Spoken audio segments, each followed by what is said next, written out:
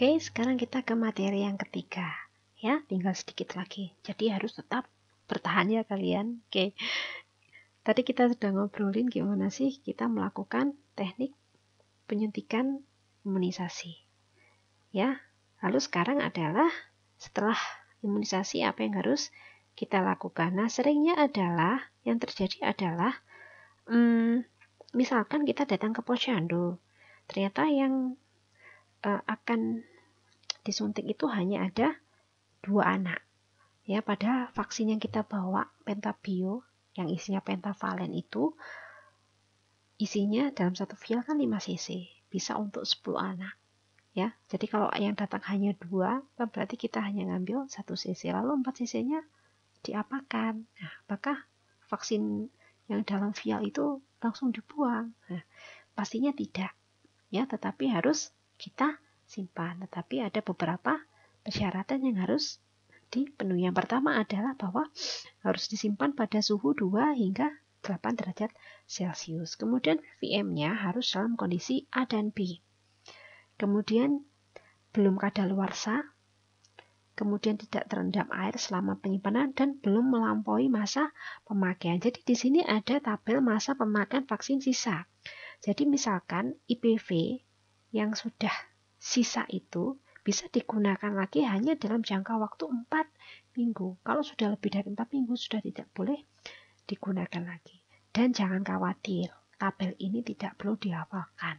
Karena nantinya akan ada petugas tersendiri, yaitu petugas pemegang program imunisasi di puskesmas, ya, yang akan mengecek secara rutin kondisi-kondisi vaksin yang disimpan di puskesmas. Kalaupun mungkin tidak bekerja di puskesmas, mungkin di rumah sakit, ya, jadi tidak ada petugasnya khusus yang mengecek, jangan khawatir juga, nanti bisa dilihat aja di tabel aja, ya, jadi nggak perlu dihafalkan. Tapi lama-lama juga sebenarnya hafal kok kalau sudah sering melakukannya. Ya, jadi secara umum vaksin itu memang harus disimpan pada suhu 2 hingga 8 derajat Celcius. Oke, sekarang kita ke materi yang tentang namanya KIPI. Mungkin kita tidak pernah familiar ya dengan istilah KIPI ya. Oh, apa sih KIPI itu ya?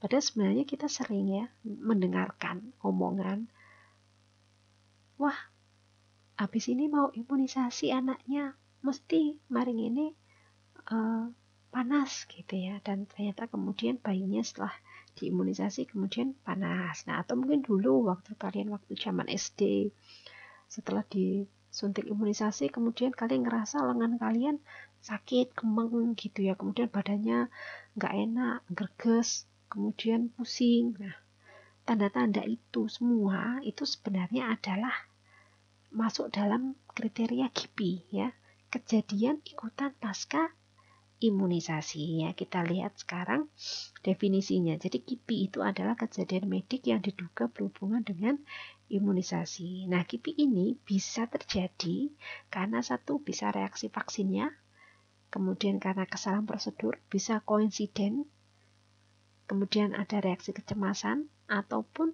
karena hubungan kausal yang tidak dapat ditentukan. Jadi kita tidak tahu apa sih penyebab pastinya kok bisa terjadi KIPI itu. Nah, sekarang siapa aja sih kelompok risiko tinggi terkena KIPI? Yang pertama adalah anak yang mendapatkan reaksi simpang pada imunisasi terdahulu. Jadi misalkan ada bayi usia 3 bulan datang ke posyandu ya, atau ke rumah sakit untuk imunisasi. Nah, pada usia 2 bulan dia mendapatkan pentavalen pertama, hari berikutnya dia demam. Sehingga ketika dia datang pada saat usianya 3 bulan dan mendapatkan pentavalen yang kedua, maka kemungkinan besar dia juga akan mengalami demam. Nah, kelompok yang kedua adalah bayi dengan berat lahir yang rendah. Nah, lalu bagaimana dengan bayi usia yang kurang bulan atau prematur? Ya, sama saja dengan bayi cukup bulan, tapi tentunya dengan perhatian. Titer imunitas pasif melalui transmisi materalnya lebih rendah daripada bayi cukup bulan. Jadi kalau berat bayinya kurang dari 1000 gram, ya, kurang dari 1 kilo, maka sebaiknya imunisasinya ditunda dan diberikan setelah bobotnya naik menjadi 2 kg atau bayi tersebut usianya 2 bulan baru boleh diberikan imunisasi. Nah, ini adalah tabel-tabel macam-macam gejala-gejala kipi yang biasanya terjadi atau tidak juga jarang terjadi. Ya, yang saya kasih warna hijau ini adalah kasus-kasus yang sering terjadi. Ya, yang hitam ini jarang-jarang aja terjadi. Ya, mungkin yang pertama adalah kipi karena vaksinnya. Ya, terjadi reaksi lokal ringan. Ya, gejalanya adalah nyeri, eritema, bengkak di daerah bekas suntikan kurang dari 1 cm. Kemudian timbulnya adalah kurang dari 48 jam setelah imunisasi atau kurang dari 2 hari. Ya. Tindakannya apa? Kita berikan kompres hangat, kemudian kalau memang nyerinya mengganggu, kita kasih paracetamol. Ya, dosisnya sama, 10 mg per kilogram berat badan. Jadi kalau anaknya bobotnya 25 kilo, maka dikasih 250 mg. Kemudian pengobatannya bisa dilakukan oleh guru UKS ya pada anak SD atau ke orang tua. Kemudian berikan pengertian KIE bahwa hal ini sebenarnya bisa sembuh kok, ya, tanpa dikasih obat. Kemudian reaksi umum yang kedua yang sering terjadi adalah ini ya, demam, kemudian lesu, nyeri otot, nyeri kepala, menggigil. Tindakannya apa? Diberikan minum air hangat dan selimut, kemudian kasih paracetamol ya. Jadi kemudian ini ada juga kolaps ya, pingsan ya. Kalau pingsannya lama ya maka ya harus segera dirujuk. Nah, kemudian ada juga, bisa juga, walaupun jarang terjadi, ada sindrom Guillain-Barré ya. Jadi gejalanya ini tindakannya juga perlu dirujuk ya, tapi ini sangat jarang sekali, belum pernah lihat ya. Kemudian bisa juga terjadi shock anafilaktik ya. Jadi makanya kenapa setiap kali petugas, terutama di puskesmas, kalau misalkan datang ke sekolah-sekolah ataupun datang ke posyandu, biasanya mereka juga membawa anafilaktik kit. Jadi isinya adrenalin, kemudian dexamethasone atau bahkan membawa NS juga.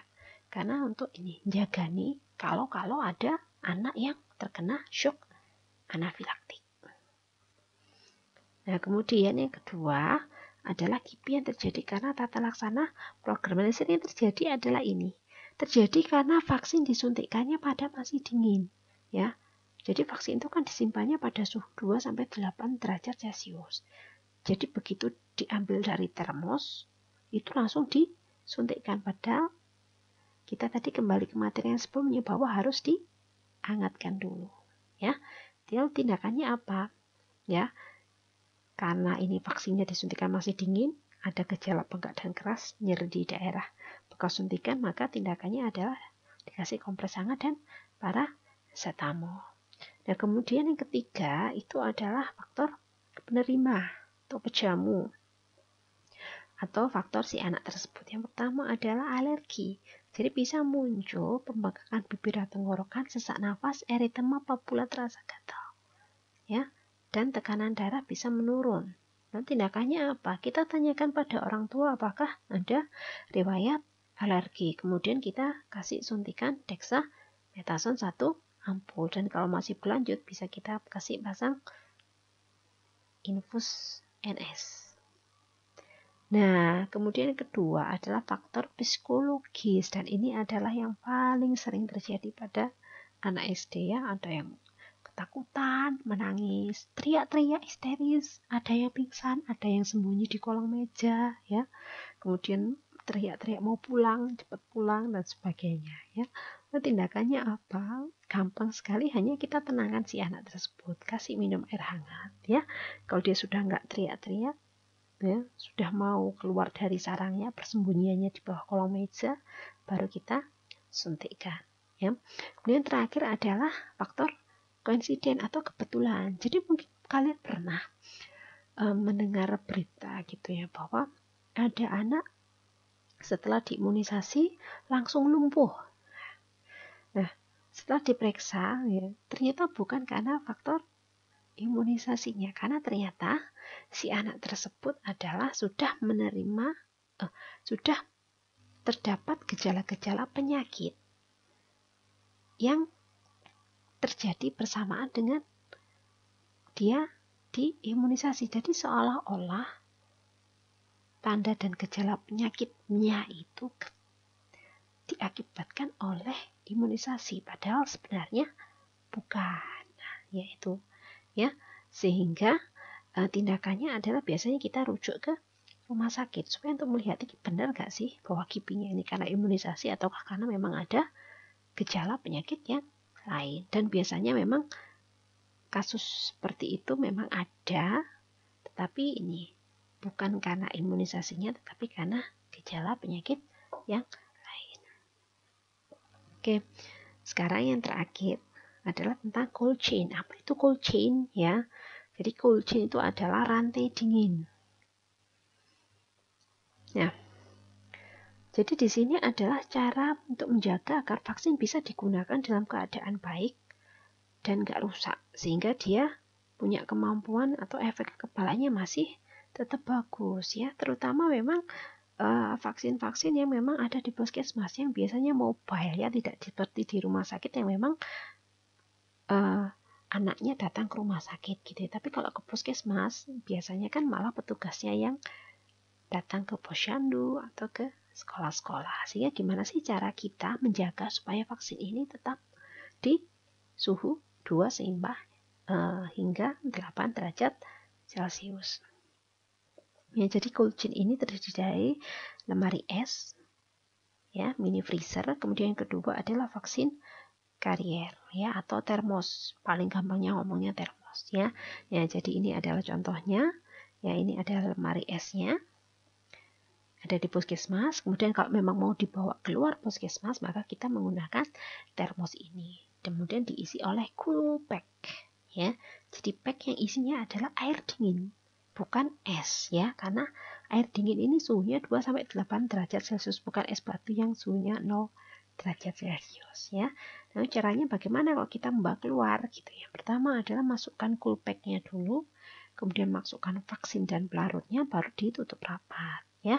Atau juga seandainya kita hanya membawa vaksin sedikit, ya, maka termos itu bisa kita tambahin cool pack sampai penuh, baru kita tutup rapat dan bisa kita bawa, ya. Oke, mungkin itu materi dari saya tentang imunisasi. Semoga bermanfaat. Kalau memang ada pertanyaan, silakan nanti ditanyakan di kelas online kita, ya. Oke, sampai jumpa semuanya.